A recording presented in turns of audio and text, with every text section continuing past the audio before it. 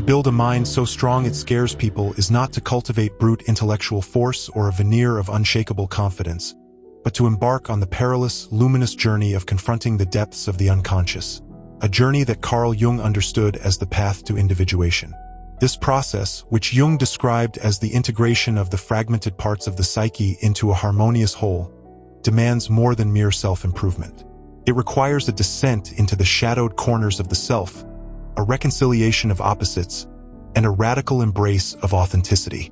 The result is a mind that terrifies not because it seeks dominance, but because it has transcended the need for approval, unmasked the illusions of the persona, and unearthed a vitality so raw and unapologetic that it mirrors back to others everything they fear to confront within themselves. At the heart of Jungian psychology lies the concept of the shadow, the repository of all we disown, our repressed desires, insecurities, and primal instincts. Society conditions us to exile these elements into the unconscious, where they fester as sources of shame or projection. To build a formidable mind, one must first turn inward and confront this shadow, not to vanquish it, but to integrate it. Jung warned that the shadow, when ignored, gains power over us, manifesting as self-sabotage or irrational outbursts. But when brought into consciousness, it becomes a wellspring of energy and creativity.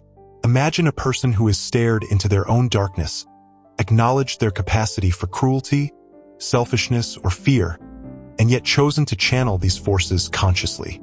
Such an individual radiates an unsettling magnetism. They are no longer enslaved by the need to appear good or moral. They act from a place of wholeness. To others, this unflinching self-awareness feels threatening because it exposes the fragility of their own repressed shadows. The strong mind, by contrast, wears its contradictions openly, refusing to compartmentalize. It is this refusal to perform innocence that unsettles, a reminder that light cannot exist without darkness.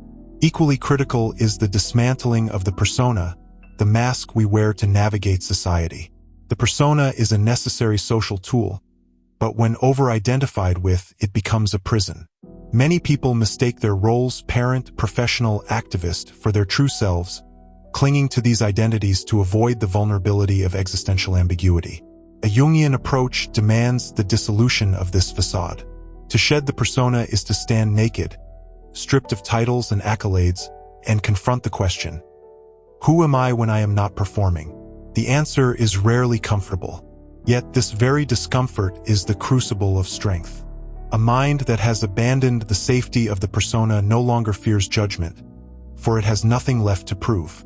It speaks with a voice unmodulated by the desire to please, and its actions arise from inner conviction rather than external validation. To witness such authenticity is unnerving. It reveals the performative nature of most human interaction, forcing others to confront their own masks. The terror here is not of the strong mind itself, but of the mirror it holds up to society's collective pretense. Jung's exploration of the anima and animus, the inner feminine and masculine archetypes, further illuminates the path to a formidable psyche. In a world obsessed with binaries, the integration of these energies is revolutionary. A man who embraces his anima, the intuitive, emotional aspect, and a woman who embodies her animus, the assertive, logical aspect, transcend cultural stereotypes. They become paradoxes, fierce yet compassionate, analytical yet visionary. This synthesis of opposites generates a psychological resilience that defies categorization. Consider a leader who makes decisions with both strategic rigor and deep empathy, or an artist whose work balances chaos and precision. Such individuals disrupt societal expectations, operating outside the confines of conventional roles.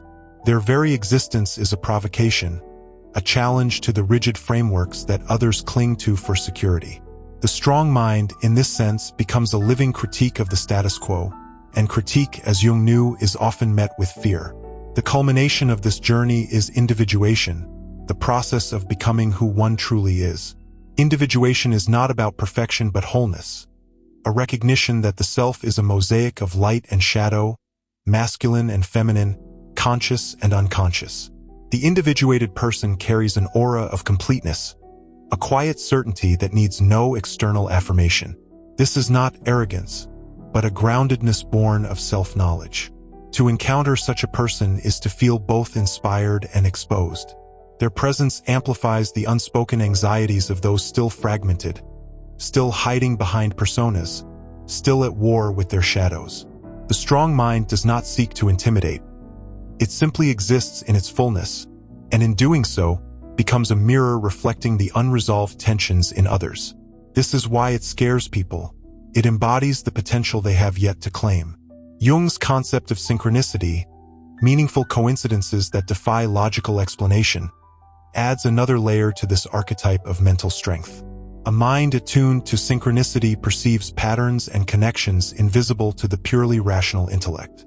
It operates in dialogue with the unknown, embracing mystery as part of the fabric of reality. This openness to the numinous fosters a creativity that feels almost supernatural. Decisions made from this space appear uncanny, as though guided by an invisible hand. To others, such a mind seems to wield a secret knowledge, a sixth sense that bypasses conventional logic. The terror here is of the irrational, the sense that this mind has tapped into forces beyond control, forces that the hyperrational modern world has tried desperately to suppress. Yet the strength of such a mind is not without responsibility. Jung cautioned that enlightenment without ethics leads to tyranny. The individuated individual must wield their insight with humility, recognizing that their power lies in service to the collective, not domination. The shadow, if misunderstood, can morph into a weapon. The persona's dissolution can devolve into nihilism. The dance of anima and animus can become a destabilizing force. True strength, in the Jungian sense, is tempered by compassion, a recognition that the journey to selfhood is universal. The strong mind frightens not because it is cruel, but because it embodies the unvarnished truth of what it means to be human. Flawed, boundless, and terrifyingly alive. In the end, a mind that scares people is not one that conquers others, but one that has conquered itself. It has made peace with its shadows, discarded its masks, married its contradictions, and aligned with the deeper currents of existence.